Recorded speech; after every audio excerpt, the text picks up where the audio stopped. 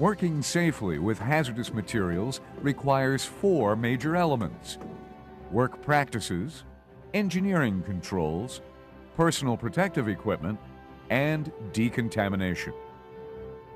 Work practices are methods for isolating workers from dangerous chemicals, such as spraying water on hazardous dust in order to keep it from becoming airborne.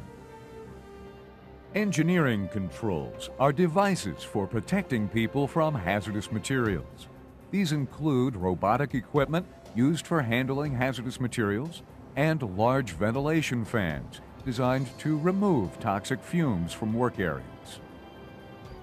Personal protective equipment, PPE, is a blanket term for anything you wear that protects you from contamination, as well as physical injuries. PPE includes chemical protective clothing, CPC, respirators, and gear such as hard hats, face shields, and work boots. These three elements work together to protect you from hazardous materials, but without decontamination, you could still end up being exposed. Decontamination, decon for short, means removing hazardous substances from your PPE and other equipment, or changing these materials into a harmless form.